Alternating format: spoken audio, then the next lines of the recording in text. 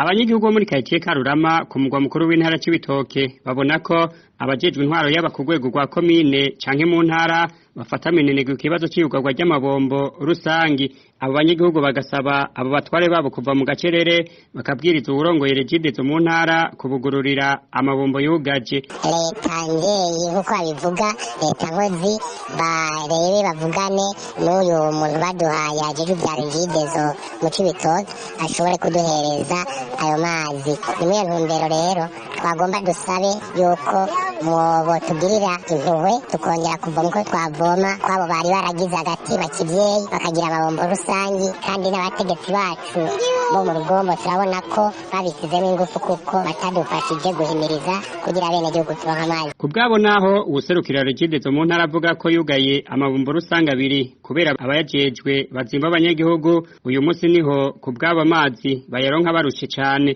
Ibidimwe bavuga ko bayigura 500 mu gihe abandi babaha 5 ku mafaranga 100.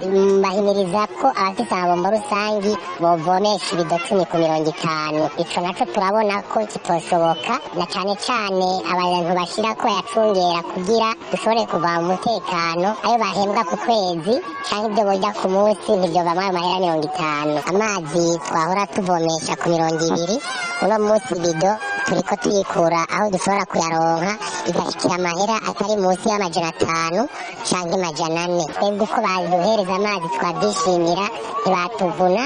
Ibido wasanga batwaka 500, no kuvuga ibidimu yari ku mafaranga 200. Uruganda rwa RPA n'ubu ntiturashobora kuronka buramatare w'intara c'Ibitoke Kareme Bizoza kugira agira icyo ashikiriza.